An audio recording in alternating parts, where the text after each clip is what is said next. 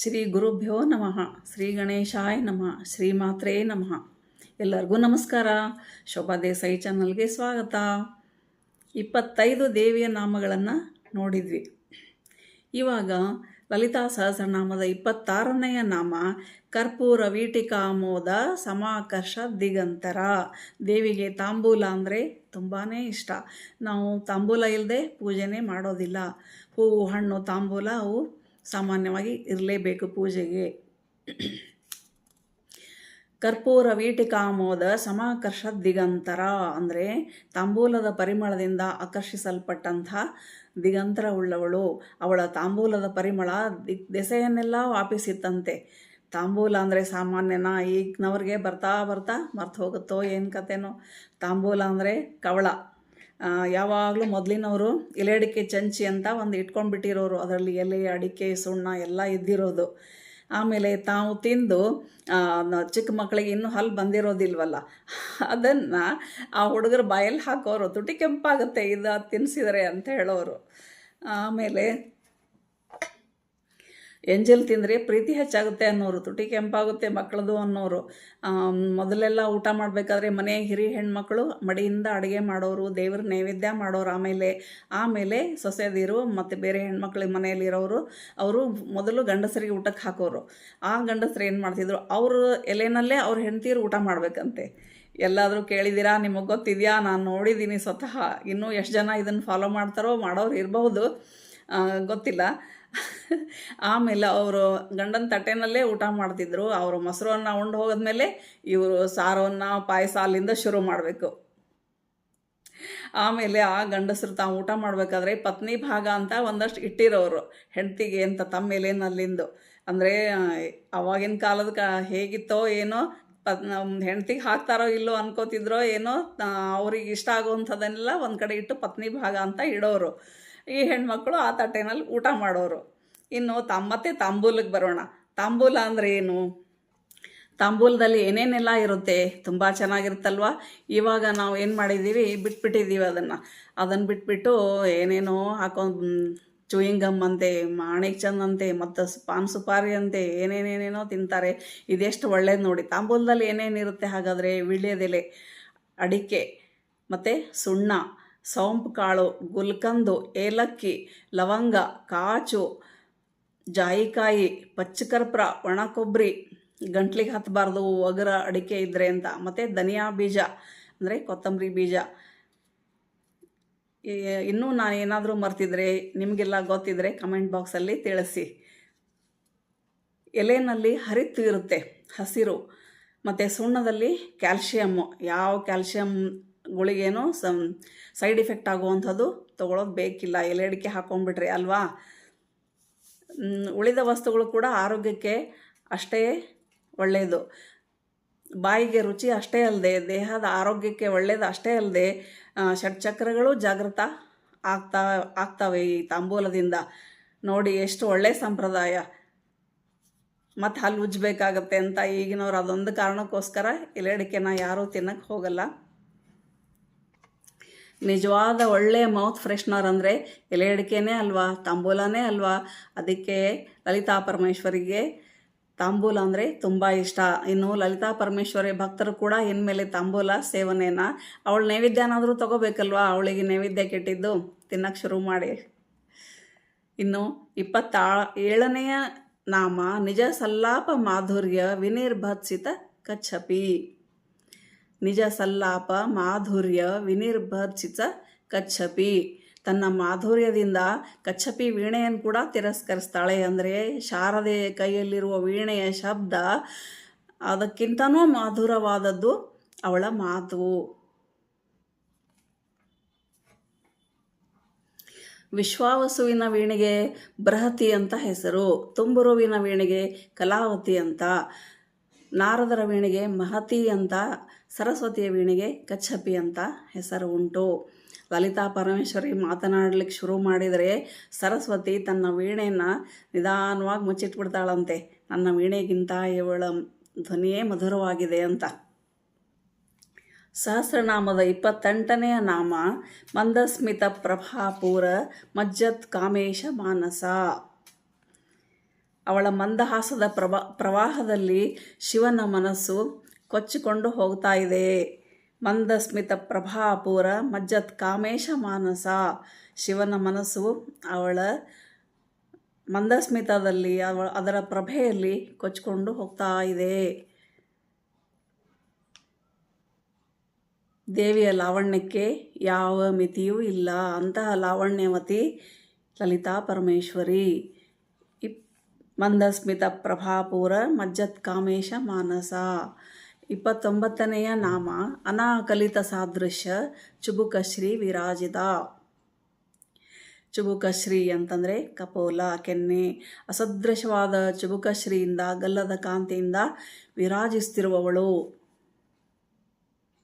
ಕನ್ನಡಿಗಿಂತ ಹೊಳಪಾದಂತಹ ಕಪೋಲಗಳು ಅಂತ ಹಿಂದೇನೆ ನೋಡಿದ್ದೀವಿ. ಅನಾಕಲಿತ ಸಾದೃಶ್ಯ ಚುಬುಕಶ್ರೀ ವಿರಾಜಿತ. 30ನೆಯ ನಾಮ ಕಾಮೇಶ ಬದ್ಧ ಮಾಂಗಲ್ಯ ಸೂತ್ರ ಶೋಭಿತ ಕಂಧರ. ತನ್ನ ಮಹಾದೇವನಿಂದ, ಈಶ್ವರನಿಂದ, ಪತಿಯಿಂದ ಕಟ್ಟಲ್ಪಟ್ಟಂತಹ ಮಾಂಗಲ್ಯ ಸೂತ್ರದಿಂದ ಶೋಭಿಸ್ತಾ ಇರುವಂತಹ ಕಂಠವುಳ್ಳವಳು. ಕಂಠಕ್ಕೆ ಮಾಂಗಲ್ಯವೇ ಭೂಷಣ. ಕಾಮೇಶ ಬದ್ಧ ಮಾಂಗಲ್ಯ ಸೂತ್ರ ಶೋಭಿತ ಕಂಧರ. ಅದು ರಕ್ಷಣೆ ಮಾಡುತ್ತೆ ಹೆಣ್ಮಕ್ಕಳನ್ನು. ಕಾಮೇಶ ಬದ್ಧ ಮಾಂಗಲ್ಯ ಸೂತ್ರ ಶೋಭಿತ ಕಂಧರ. ಅವಳ ಕಂಠ ಶಿವ ಕಟ್ಟಿದಂತಹ ಮಾಂಗಲ್ಯ ಸೂತ್ರದಿಂದ ಶೋಭಿಸ್ತಾ ಇದೆ. 31ನೆಯ ನಾಮ ಕನಕಾಂಗದ ಕೇಯೂರ ಕಮನೀಯ ಭುಜಾನ್ವಿತ. ಕನಕಾಂಗದ ಕೇಯೂರ ಕಮನೀಯ ಭುಜಾನ್ವಿತ. ಚಿನ್ನದ ಅಂಗದ ಕೇಯೂರಗಳಿಂದ ರಮಣೀಯವಾದ ಬಾಹುಗಳುಳ್ಳವಳು. ಬಾಜುಬಂದ ಅಂತಾರೆ ನೋಡಿ. ಚಿನ್ನದ ಅಂಗದ ಕೇಯೂರಗಳಿಂದ ರಮಣೀಯವಾದ ಬಾಹುಗಳುಳ್ಳವಳು. ಕನಕಾಂಗದ ಕೇಯೂರ ಕಮನೀಯ ಭುಜಾನ್ವಿತ. 4 ಭುಜಗಳು ಆಭರಣಗಳಿಂದ ಶೋಭಿಸ್ತಾ ಇವೆ. 32ನೆಯ ನಾಮ ರತ್ನಗ್ರೈವೇಯ ಚಿಂತಾಕಲೋಲ ಮುಕ್ತ ಫಲಾನ್ವಿತ.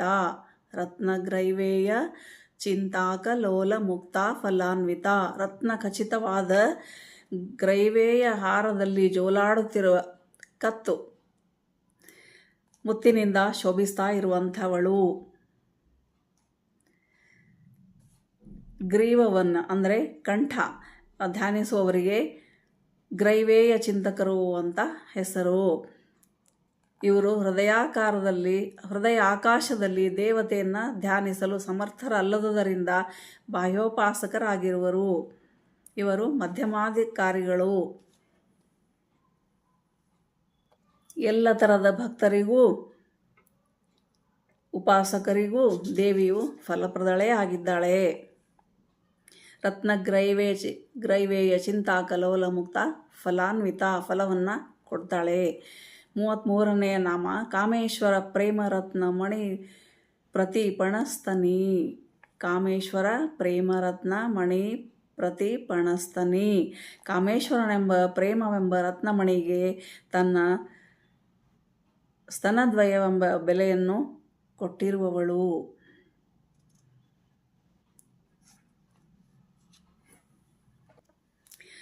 ಮೂವತ್ನಾಲ್ಕನೆಯ ನಾಮ ನಾಭ್ಯಾಲವಾಲ ರೋಮಾಲಿ ಲತಾ ಫಲಕುಚದ್ವಯಿ. ನಾಭ್ಯಾಲವಾಲ ರೋಮಾಲಿ ಲತಾ ಫಲಕುಚದ್ವಯಿ. ನಾಭಿಯಿಂದ ಹುಟ್ಟಿ ಬಂದ ರೋಮಲತೆ ಬಳ್ಳಿ. ಅದರಲ್ಲಿ ತನ್ನ ಕುಚದ್ವಯವನ್ನೇ ಫಲವಾಗಿ ಉಳ್ಳವಳು. 35ನೆಯ ನಾಮ ಲಕ್ಷರೋಮಲತಾಧಾರತ ಸಮುನ್ನೇಯ ಮಧ್ಯಮ. ಲಕ್ಷರೋಮಲತಾಧಾರತ ಸಮುನ್ನೇಯ ಮಧ್ಯಮ. ರೋಮಲತೆಗೆ ಆಧಾರವಿರಬೇಕಾದುದರಿಂದ ಊಹಿಸಲ್ಪಟ್ಟ ಕಟಿ ಪ್ರದೇಶವುಳ್ಳವಳು. ತಲೋದರಿ.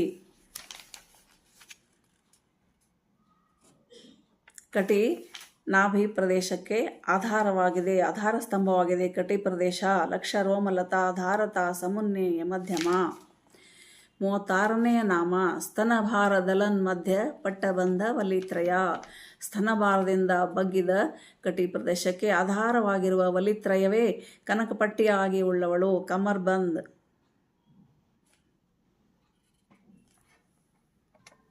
37ನೆಯ ನಾಮ ಅರುಣಾರುಣ ಕೌಸುಂಭ ವಸ್ತ್ರಭಾಸ್ವತ್ಕಟಿ ತಟಿ.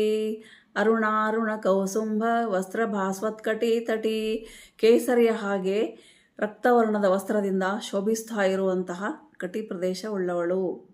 ನಡು ದೇವಿಯ ಒಂದೊಂದು ಅಂಗ ಒಂದೊಂದು ಆಭರಣಗಳನ್ನು ಚಿಂತಿಸಿದಾಗ ಒಂದೊಂದು ಫಲ ಉಂಟಾಗುತ್ತಂತೆ, ಒಂದೊಂದು ಲಾಭ ಉಂಟಾಗುತ್ತಂತೆ.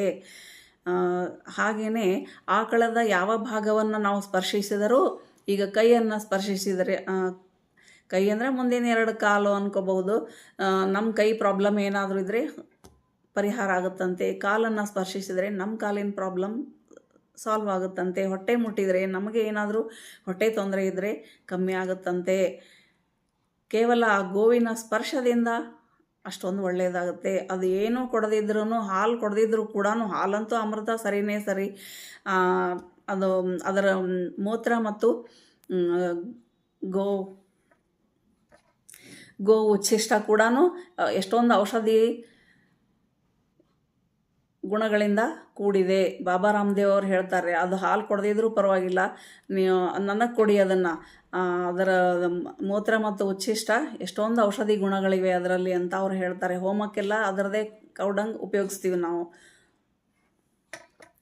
ನಾವೆಲ್ಲ ಆಮ್ಲಜನಕ ತಗೊಂಡು ಇಂಗಾಲದ ಡೈಆಕ್ಸೈಡನ್ನು ಬಿಟ್ಟರೆ, ಆಕಳು ಮಾತ್ರ ಆಮ್ಲಜನಕನೇ ತಗೊಂಡು ಆಮ್ಲಜನಕನೇ ಬಿಡುತ್ತೆ ಅಂತ ಹೇಳ್ತಾರೆ. ಅರುಣ ಕೌಸುಂಭ ವಸ್ತ್ರ ಭಾಸ್ವತ್ಕಟಿ ತಟಿ, ಕೇಸರಿಯ ಹಾಗೆ ರಕ್ತವರ್ಣದ ವಸ್ತ್ರದಿಂದ ಶೋಭಿಸ್ತಾ ಇರುವಂತಹ ನಡು ಪ್ರದೇಶ, ಕಟಿ ಪ್ರದೇಶ ಉಳ್ಳವಳು. ಇನ್ನು 38ನೆಯ ನಾಮ ರತ್ನ ಕಿಂಕಿಣಿ ಕಾರಮ್ಯ ರಶನಾದಾಮಭೂಷಿತ. ರತ್ನ ಕಿಂಕಿಣಿ ಕಾರಮ್ಯ ರಶನಾದಾಮಭೂಷಿತ, ರತ್ನಮಯವಾದ ಗೆಜ್ಜೆಗಳಿಂದ, ಕಿಂಕಿಣಿ ಗೆಜ್ಜೆಗಳು ಅಲಂಕರಿಸಲ್ಪಟ್ಟಂತಹ ಸುವರ್ಣ ಮೇಖಲೆಯಿಂದ ಭೂಷಿತಳಾಗಿರುವಂತಹವಳು ಲಲಿತಾ ಪರಮೇಶ್ವರಿ. ರತ್ನಮಯವಾದ ಗೆಜ್ಜೆಗಳು, ಸುವರ್ಣ ಮೇಖಲೆ. 39ನೆಯ ನಾಮ ಕಾಮೇಶ ಜ್ಞಾತ ಸೌಭಾಗ್ಯ ಮಾರ್ಧವೋರುದ್ವಯಾನ್ವಿತ. ಕಾಮೇಶ್ವರನಿಂದ ತಿಳಿಯಲ್ಪಟ್ಟಂಥ, ಕಾಮೇಶ್ವರ ಮಾತ್ರ, ಅವನಿಂದ ಮಾತ್ರ ತಿಳಿಯಲ್ಪಟ್ಟಂಥ ಲಾವಣ್ಯ ಕೋಮಲತೆಗಳಿಂದ ಕೂಡಿದಂತಹ ತೊಡೆಗಳಿಂದ ಶೋಭಿಸುವಂಥವಳು. 40ನೆಯ ನಾಮ ಮಾಣಿಕ್ಯ ಮಕುಟಾಕಾರ ಜಾನು ದ್ವಯ ವಿರಾಜಿತ. ಮಾಣಿಕ್ಯ ಮಕುಟದಂತೆ ಆಕಾರವುಳ್ಳ ಮೊಣಕಾಲುಗಳಿಂದ ವಿರಾಜಿಸುತ್ತಿರುವಂಥವಳು. ಮಾಣಿಕ್ಯ ಮಕುಟಾಕಾರ ಜಾನುದ್ವಯ ವಿರಾಜಿತ. 41ನೆಯ ನಾಮ ಇಂದ್ರಗೋಪ ಪರಿಕ್ಷಿಪ್ತ ಸ್ಮರತೋಣ ಭಜಂಗಿಕಾ. ಇಂದ್ರಗೋಪಗಳಿಂದ ಮಾಡಲ್ಪಟ್ಟಂತಹ ಮನ್ಮಥನ ಬತ್ತಳಿಕೆಯಂತಿರುವ ಜಂಘೆಗಳುಳ್ಳವಳು. ಇಂದ್ರಗೋಪ ಅನ್ನೋದು ಅತ್ಯಂತ ಕೆಂಪು ಬಣ್ಣವುಳ್ಳ ಒಂದು ಬಗೆಯ ಹುಳು.